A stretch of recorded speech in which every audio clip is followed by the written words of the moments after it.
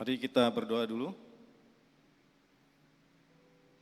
Ya Bapak, terima kasih atas kesempatan pada malam hari ini kami boleh berkumpul di sini. Kiranya kasih dan damai-Mu datang dalam hati dan kehidupan kami, sehingga kami bisa merasakan Tuhan juga berkarya dalam hati dan keseluruhan hidup kami. Terima kasih Bapa, dalam nama Tuhan Yesus kami sudah bersyukur dan berserah. Amin. Salam semuanya. Ini saya lihat ada ribuan orang. Ya kan masa depan bisa saja terjadi begitu kan. Ini kalian yang awalnya. Nah, topiknya UMA, tapi kita bahas UMA-nya dulu ya, nanti yang in creation ya. Karena harus dari pembukaan dulu ya kan, baru nanti ada intinya.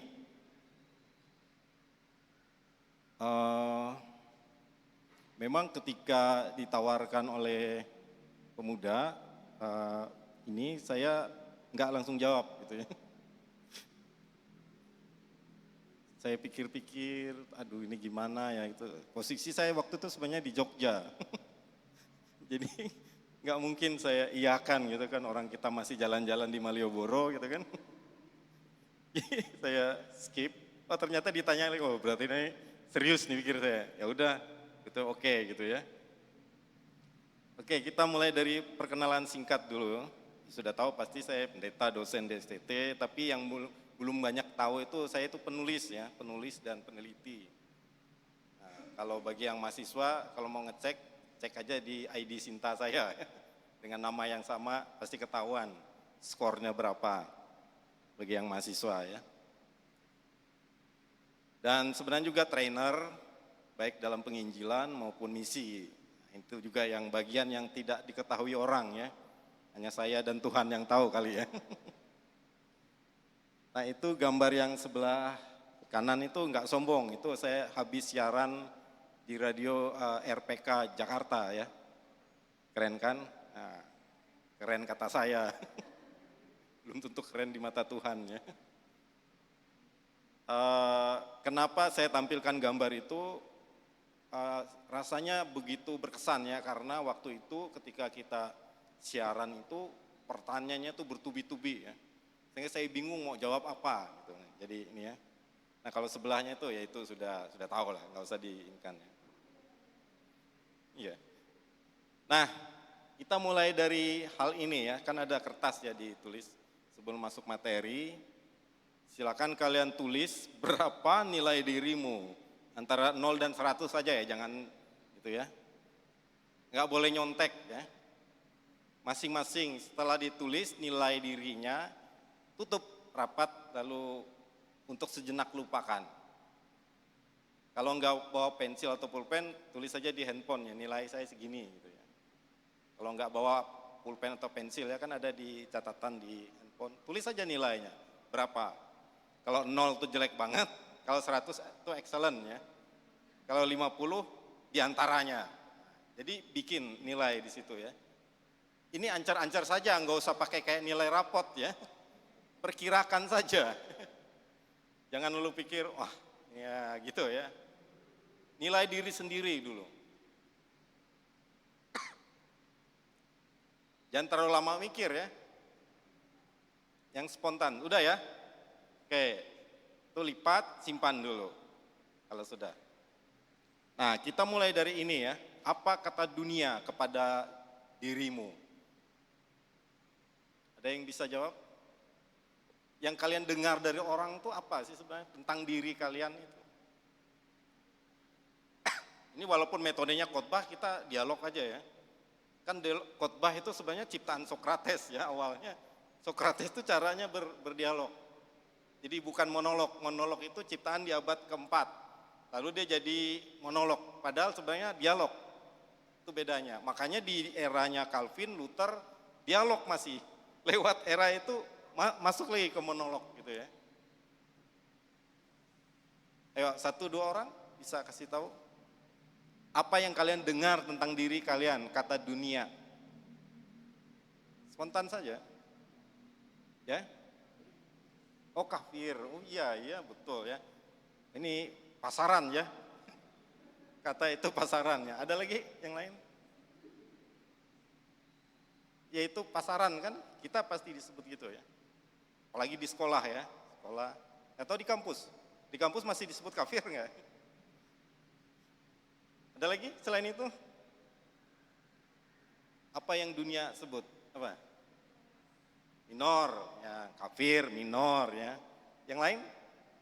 Kalau kata keluarga, kakak, adik, orang tua, apa kata saudara-saudaranya? Yang terdengar gitu ya. Kan bisa nggak jelek, nggak harus jelek semua ya kan? Mungkin ada bagusnya juga. Oh ganteng ya, nah, itu bagus kan berarti ada yang positif ya. Apalagi? Hah? Gak dengar nih. Oh mandiri. Nah, mandiri itu nama bank ya. Ada lagi yang lain selain itu? Ini sebelah kiri ini jarang jawab ini. Lagi ngerenung apa? Penakut. Wah ada juga penakut ya. Ya banyak orang bisa katakan ya. Nah saya mereview ya. Bisa next itunya slide-nya. Kadang pertama orang bilang kata ini ya, nggak muncul. Nah kan sering kan, cupid. Itu bahasa Inggrisnya, bahasa Banjarnya apa? Nah, that's it ya. Ayo, siapa sering mengatakan itu? Nah, kadang nggak sengaja kan, nggak keceplosan kan, atau karena pasaran tadi, udah jadi pasaran, jadi kita internalisasi keluar juga dari mulut kita. Tahu nggak artinya itu? Tahu kan? Nah pertanyaannya kenapa diucapkan ya? Next, nih, itu tulisannya liar ya. Liar itu apa bahasa Inggris? Bahasa Banjarnya apa? Nah, ya kan? Itu bahasa yang umum kan? Yang sering kita, kalau benar sih iya, tapi sebenarnya apakah memang itu maksudnya? Kan sebentar saja itu, kadang-kadang di dalam gereja pun bisa muncul itu. Bungul banarnya tuh, nah kan, hanya aku masuk gereja bungul banar orang itu. Nah kayak gitu kan, sering kan. Sering itu diucapkan dan kadang terlontar pada diri kita. Nah yang ketiga nih, ini kata-kata yang umum. Nah bahasa Banjar jelek itu apa? Nah ya, itu tuh yang sering kali tanpa sengaja itu muncul dan itu sangat populer kan, umum. Itu kita nggak, ketika kita menyebut tuh nggak kerasa loh, karena itu sudah biasa. Ah biasa, kami pintarnya kami ngolai, gitu kan? Ada kan kayak gitu ya? Atau bungul banar orang itu, hanya aku lewat sudah ini. Apakah memang sebegitunya bungulnya? Enggak kan? Mudah-mudahan yang guru-guru sekolah minggu nggak menyebut murid-muridnya bungul di sini ya. Kalau dia karena gara-gara dia nakal misalnya, kalau kalian sebut bungul itu bertanggung jawab sama Tuhan ya. Karena sekarang dengar firman ini ya.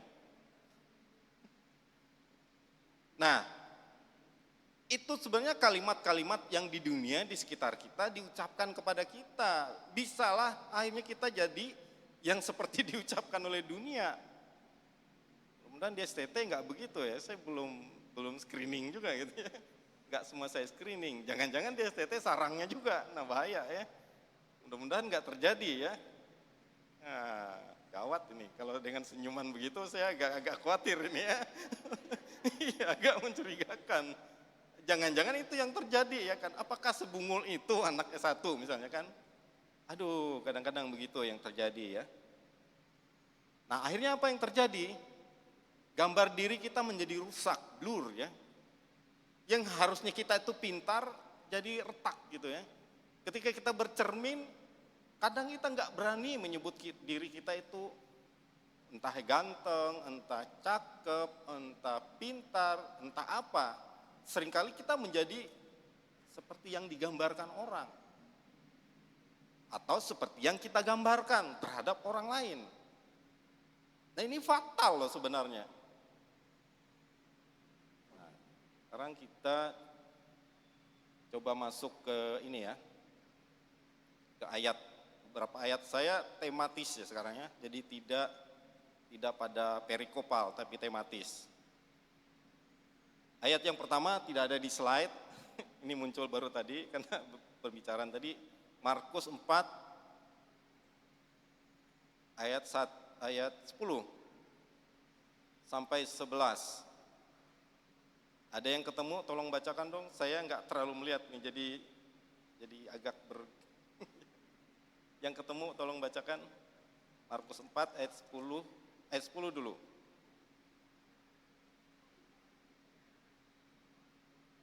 Markus 4 ayat 10. Ada yang ketemu, tolong bacakan.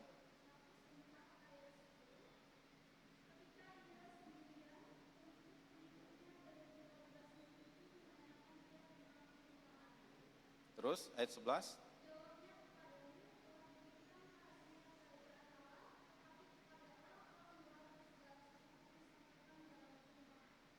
Ya, nah sekarang kita bedah ayat ini ya. Di situ dikatakan ada pengikut dan ada ke-12 rasul ya. 12 murid Tuhan. Dikatakan di situ bahwa ketika mereka mentanyakan perumpamaan itu, Yesus jawab, kepadamu telah diberikan rahasia kerajaan Allah. Nah, pertanyaan saya, sudah berapa kali kita baca ayat ini tetapi kita tidak menyadarinya?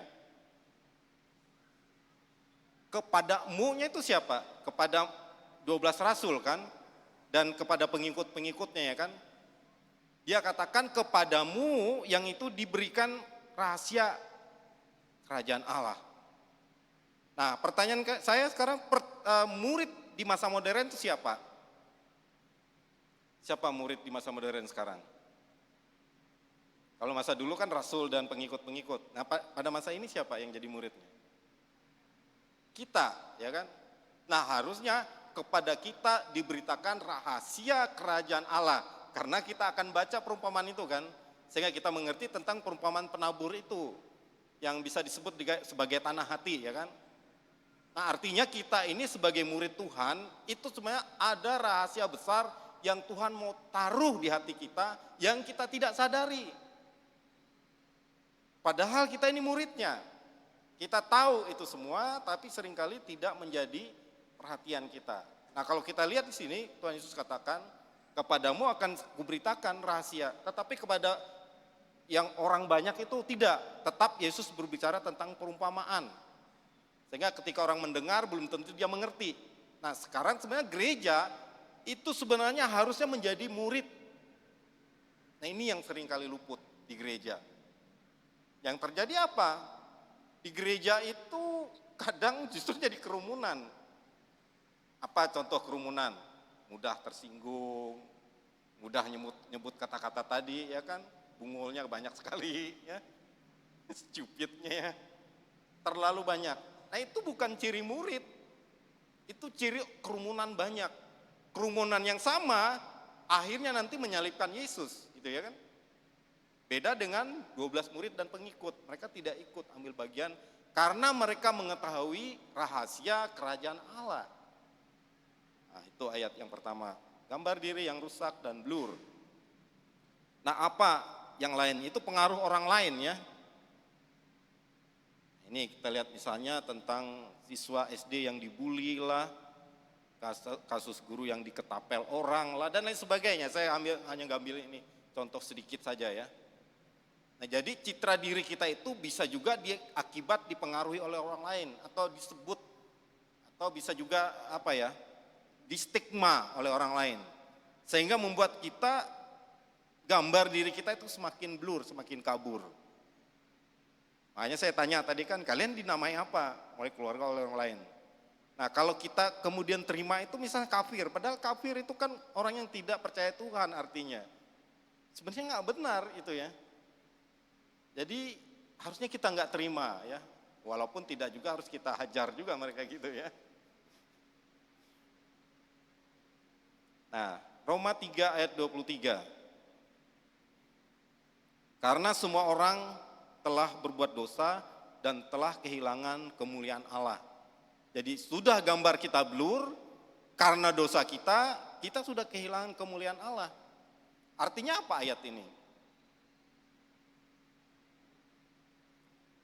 Karena dosa, kita tidak memiliki rahasia kerajaan Allah lagi. Blur, pengertian kita blur, pengertian kita menjadi kabur. Kita nggak paham lagi apa yang diinginkan Tuhan dalam hidup kita.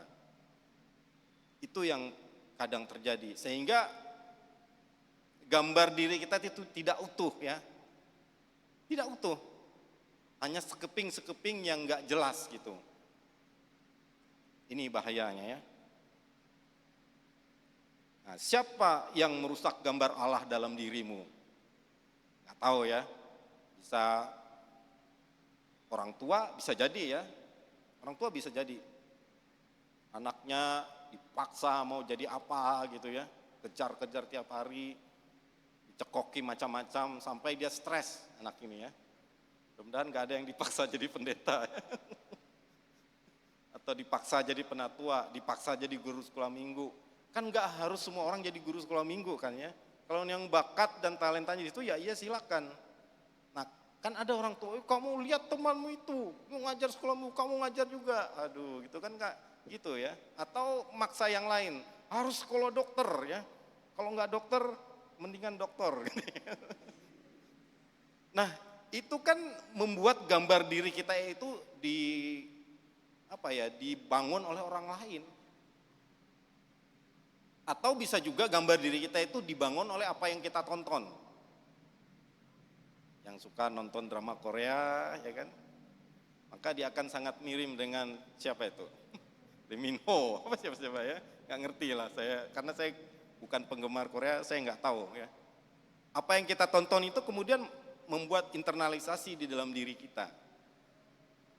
Yang kesukaannya Avenger, wah dia akan siap jadi pahlawan gitu ya kan. Kalau ada orang yang mengalami, mana nih gitu ya, bisa jadi Hulk atau menjadi Kapten Amerika ya. Atau menjadi siapa tuh, yang Stark gitu ya. Bisa jadi seperti itu. Atau apa yang kita dengar ya gitu ya. Kalau dia dengarnya firman Tuhan, maka stigma gambar dirinya akan sesuai dengan firman itu. Tapi kalau dengar hari-hari, nah ini ya, berulang-ulang sih saya khotbah di STT itu, tapi mungkin mereka nggak paham gitu ya. Saya khotbah kan seringkali kita, yang kita dengar itu kan nyanyian-nyanyian yang nggak jelas itu kan. Bukan nggak bisa semua, nggak boleh semuanya, tapi kan ada hal-hal tertentu yang harusnya kita nggak dengar. Ya, apa tuh nyanyian yang kayak gitu-gitu tuh ya. Nyanyian Republik misalnya, Republik apa enggak itu, atau Atmes, ya enggak terlalu hafal ya. Ada kata-kata yang sebenarnya membuat stigma diri kita itu terinikan ya, tergambarkan dari nyanyian itu. Jangan-jangan kau, aku putuskanlah, lalu bilang I love you, kan memang enak ya itu karena ST12 ya kan. Tapi ajarannya apa? Nyuruh orang mutusin pacar supaya dengan dia. Bayangkan ajaran itu kita dengar hari-hari asik. Tanpa sengaja yang kayak tadi akhirnya jadi bungul-bungul gitu ya kan. Internalisasi. Bahaya loh itu sebenarnya.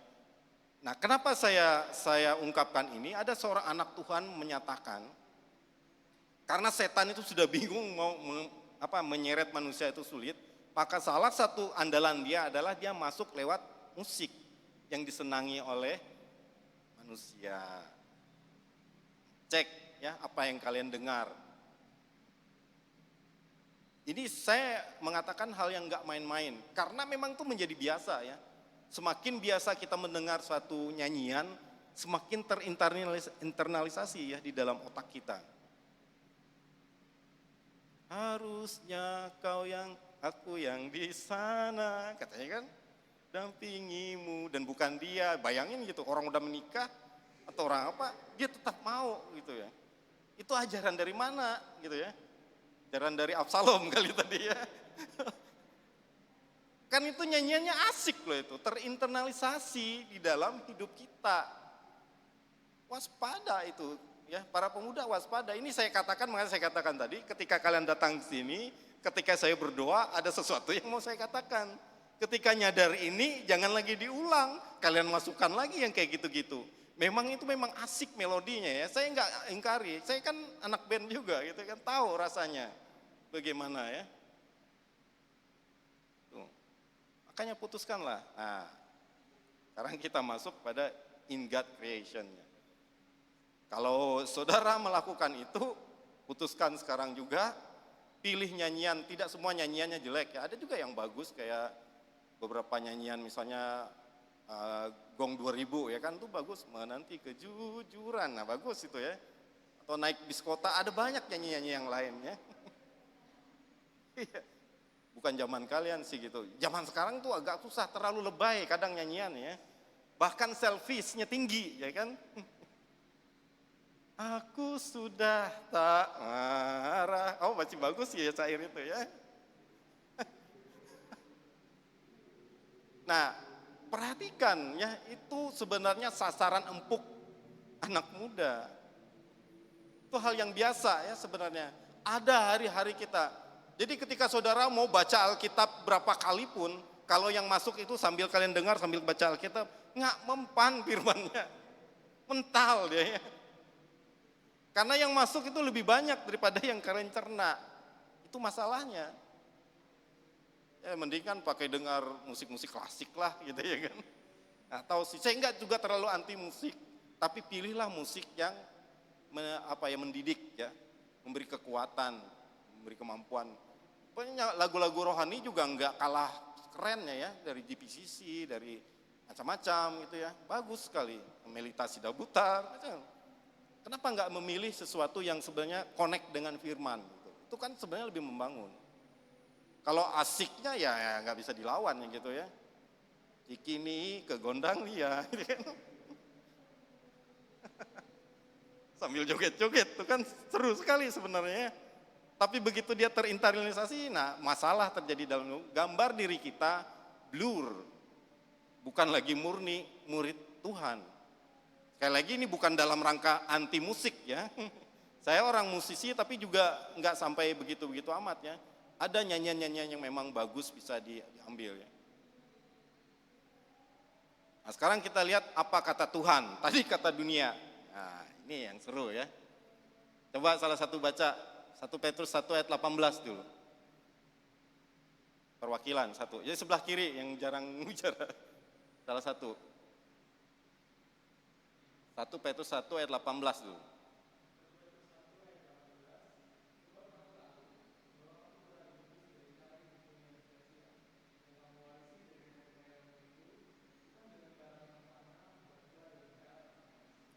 Kemudian 1 Petrus 1 ayat 19, gantian belakang lagi. Ke tengah lah, tengah, sebelum belakang, tengah dulu. Ayo, baca yang ada di situ tuh. Baca enggak? Ya, siapa aja? Bagian tengah. 1 Petrus 1 ayat 19. Enggak kebaca kah? Yang ada di situ aja. Oh iya.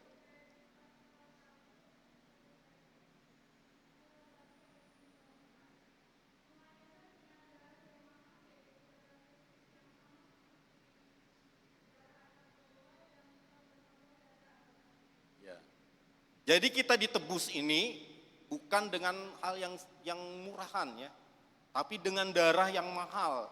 Yesus itu berjuang ya untuk konsisten menyelesaikan dosa kita dengan darahnya sendiri, dengan nyawanya untuk menebus kita ini. Jadi sebenarnya gambar diri kita itu dipulihkan oleh Yesus supaya yang blur itu menjadi kinclong lagi ya, menjadi murni lagi karena kuasanya. Kalau Yesus itu nggak mau susah-susah ya ngapain dia ya? Harus jadi manusia dulu, didera, menderita, disalib untuk kita, menebus kita ini loh. Gambar diri kita yang blur, yang disebut kafir, jelek, macam-macam gitu ya. Supaya pulih semua. Makanya di kitab Kejadian dikatakan kita serupa, segambar dan serupa dengan Allah. Tuhan itu mencipta kita serupa dan segambar dan serupa dengan Allah. Jadi setiap kita ini ciptaan Tuhan semua. Makanya kita tidak boleh menghina yang lain gitu ya.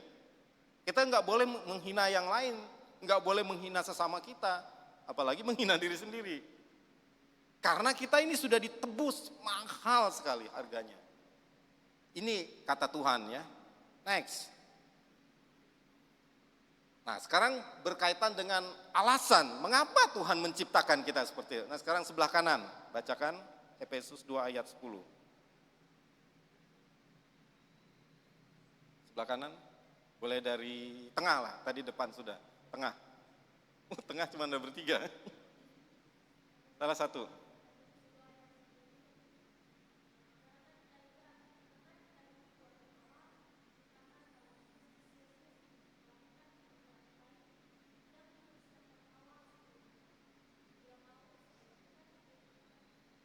Nah, itu saya sengaja buat warnanya beda-beda ya. Sekarang kita bicara tentang warna yang kuning.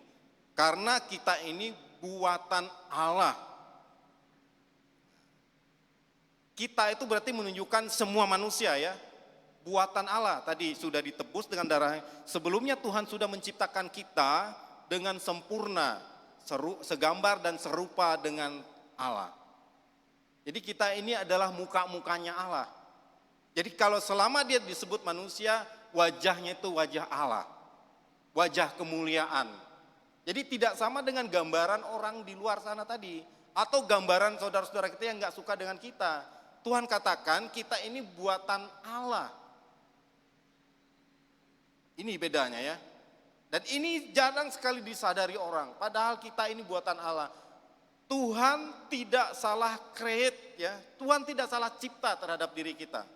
Tuhan juga tidak iseng menciptakan kita seperti kita gini ya. Seperti saudara-saudara ini. Gak mungkin dia iseng, dia bikin alisnya gitu, dia coret-coret gitu. Gak ada. Tuhan tidak salah desain terhadap diri kita. Siapapun dan bagaimanapun rupamu, rupamu adalah rupa Allah. Nah itu ya. Jangankan kita manusia, bahkan makhluk hidup pun yang sekecil coba semut itu, belum pernah kan kita perhatikan. Tuhan tidak iseng menciptakan semut, punya tujuan. Diciptakan buat apa? Diciptakan dalam Kristus Yesus. Nah, gak main-main ya. Jadi pertama kali ketika kita segambar dan serupa dengan Allah gitu ya, blur oleh dosa, tapi kemudian kita diciptakan baru di dalam Yesus. Sehingga blurnya itu menjadi pulih, kita menjadi sempurna, bukan karena kekuatan kita lagi, tapi ada sekarang Kristus di dalamnya. Untuk apa? Untuk melakukan pekerjaan baik. Nah, ini yang juga seringkali dilupakan orang. Kita diciptakan dalam Kristus Yesus itu buat apa? Ada pekerjaan baik. Ada kerja kita. Jadi kita bukan pengangguran di dalam dunia ini. Ketika saudara diciptakan dalam Kristus Yesus untuk melakukan pekerjaan baik, pasti di dalam diri saudara itu ada sesuatu yang Tuhan mau pakai untuk melakukan pekerjaan besarnya. Walaupun tidak semua dipanggil menjadi pendeta ya. Tidak semua dipanggil menjadi mahasiswa STT atau jadi pendeta lah khususnya ya, atau jadi penatua. Saudara kalau dipanggil menjadi guru, berarti hidup saudara dipanggil Tuhan untuk melakukan pekerjaan baik sebagai guru untuk memuliakan Tuhan. Ini yang sering kali tidak disadari orang. Ketika saudara dipanggil menjadi polisi, misalnya ada yang menjadi polisi di sini. Berarti saudara dipanggil menegakkan kebenaran sesuai dengan hikmat Allah untuk pekerjaan baik itu. Makanya kalau jadi polisi jangan suka korupsi gitu ya. Dan lain sebagainya. Apapun yang menjadi tujuan pekerjaan baik saudara sekarang, Tuhan mau pakai itu untuk memuliakan dirinya. Memuliakan Tuhan. Kenapa Tuhan yang harus dimuliakan? Kalau yang dimuliakan malaikat, buktinya malaikat jatuh gitu ya. Kalau dimuliakan manusia, manusia cenderung sombong. Makanya yang dimuliakan Tuhan gitu ya. Karena Tuhan tidak pernah sombong, dia selalu baik. Nah, pekerjaan baik yang dipersiapkan Allah sebelumnya. Artinya di dalam diri saudara masing-masing ini, Tuhan sudah create, sudah rancangkan sesuatu ya untuk melakukan misinya melalui apapun yang ada di dalam hidup saudara. Ia mau supaya kita hidup di dalamnya. Nah, orang yang tidak menemukan ini tidak mungkin dia hidup di dalam kasih Tuhan itu. Nah, ada kepingan lain dari bahasa Indonesia sehari-hari, masih ayat yang sama, tetapi hanya sepenggal ya, tidak selesai. Ujungnya itu sama seperti tadi, tapi saya mau lihat depannya. Ini dalam bahasa Indonesia sehari-hari, terjemahan ayat Alkitab lain. Kita adalah ciptaan Allah dan melalui Kristus Yesus, Allah membentuk kita supaya melakukan hal-hal yang baik yang sudah dipersiapkannya. Selanjutnya itu sama, untuk melakukan pekerjaan baik yang dipersiapkan Allah sebelumnya. Ia mau supaya kita hidup di dalamnya. Jadi kalau begini, setiap kita punya tujuan mulia. Ini saya mau katakan gitu ya, tujuan mulia di dalam Tuhan. Karena setiap kita adalah the champion. Sekarang kita baca Mazmur 139. Kita bicara tentang the champions ya. Oh ini panjang ayatnya. Oh ya ganti-gantian deh, yang belum baca. Mazmur 1 ayat 13 dulu, habis itu gantian berikutnya ya. Dari kanan lagi kalau bisa. Ayat 13 dulu.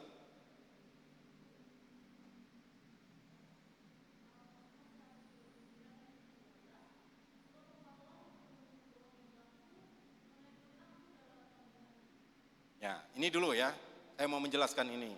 Engkau membentuk buah pinggangku, menenun aku dalam kandungan ibuku. Kalau mendengar kata menenun itu apa yang terbayang dalam diri kita? Apa yang kita bayangkan dari kata menenun? Pernah lihat orang menenun? Itu kan satu-satu ya, dia bikin polanya. Nah saudara sekalian, sejak di dalam kandungan ibu, waktu ibu hamil, Tuhan nenun satu-satu. Ini jarinya nih, oh ini nih, ini matanya nih, ini kakinya nih ya, tangannya, ini rambutnya gini nanti.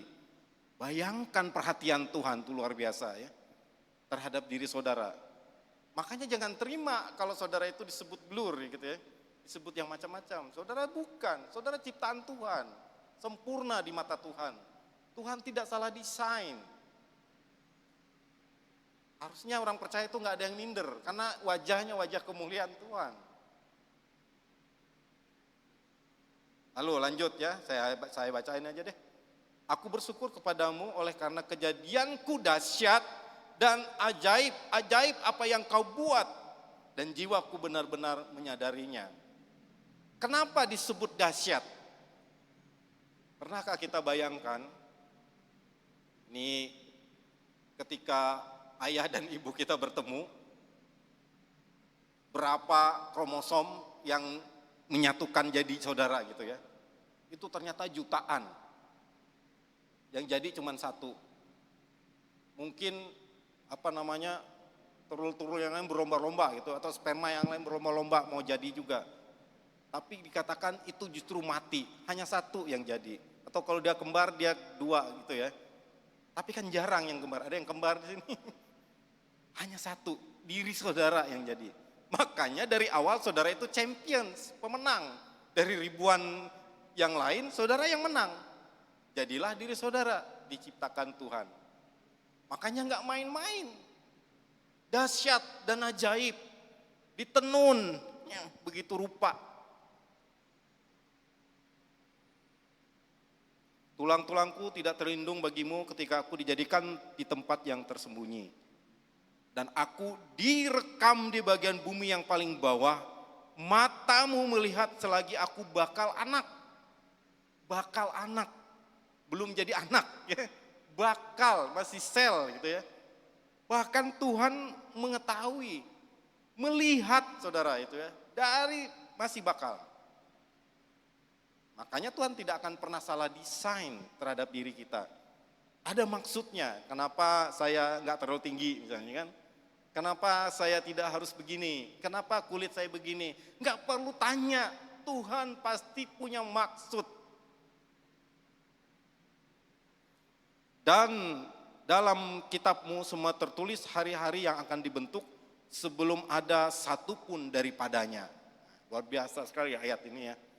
Saya ketika ulang membaca ayat ini, waduh Tuhan, amazing Tuhan ya, luar biasa Tuhan. Kita aja yang seringkali merendahkan diri kita. Enggak, saudara sungguh-sungguh berharga, ini ayatnya ya. Ini kata Tuhan terhadap diri saudara. Nah, masihkah saudara menganggap diri tidak berharga? Berapa harga saudara tadi? Gak usah disebut, simpan aja. Kalau saudara terlalu rendah memberi nilai terhadap diri saudara, bertobat. Saudara berharga, saudara layak dapat nilai excellent 100 di mata Tuhan maksudnya ya. Saudara layak dapat excellent karena kejadian saudara itu dahsyat. Ayo bilang sama dirinya, aku ajaib, aku dahsyat di mata Tuhan. Bilang dalam dengan dirinya sendiri, aku ajaib, aku dahsyat di mata Tuhan. Aku bukan orang biasa, aku murid Tuhan. Ayo bilang dan yuk, saya menghadap sana supaya kan nggak malu. Aku dahsyat di hadapan Tuhan. Aku ajaib di hadapan Tuhan. Aku anak Tuhan. Aku anak raja di atas segala raja. Tuhan Yesus rajaku. Ya, saudara harus talk to yourself. Harus bicara dengan dirimu. Jangan bilang kalian anak pengemis. Kalian anak raja di atas segala raja. Pernah lihat anak pangeran atau putri? Bagaimana sikapnya? Dia tidak main-main. Dia tahu dia disorot banyak orang. Bahkan untuk beli, kalau dia putri Indonesia ya, beli cendol pun dia mikir gitu ya. Bukan berarti saya bilang kita nggak boleh beli es cendol, tetapi lihat situasinya ya. Kalau kita mau buat curang misalnya, aduh, saya ini anak raja.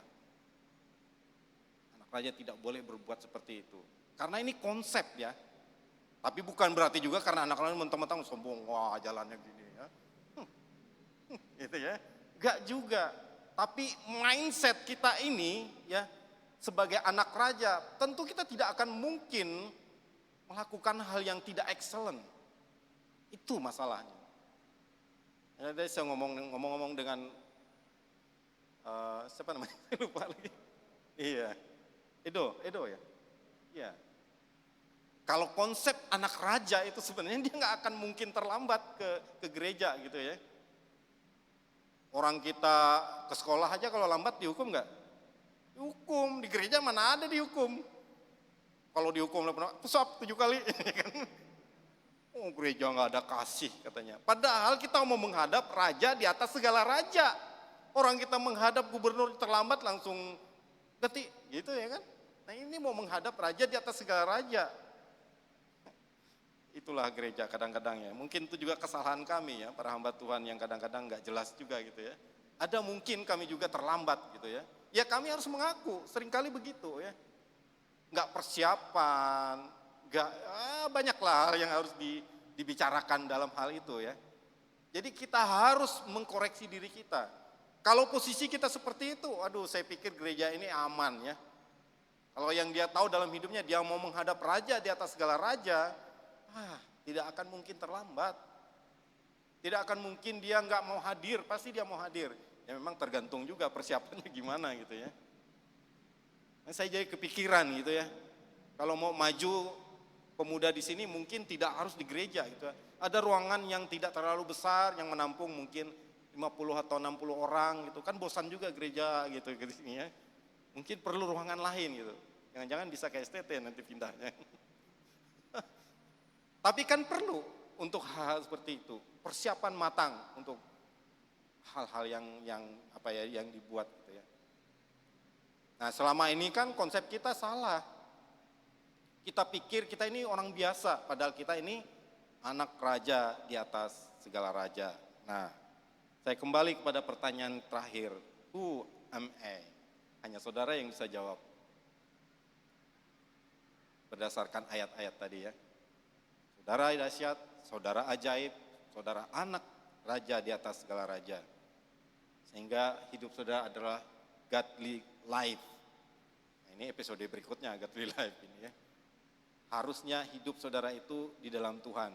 Saya ingatkan satu kalimat kuat dari Calvin. Dia katakan liturgi itu adalah kehidupan, dan kehidupan itu adalah liturgi itu sendiri. Ketika liturgi saudara berantakan, maka kehidupan saudara berantakan. Ketika kehidupan saudara berantakan, dipastikan pasti liturgi saudara juga berantakan.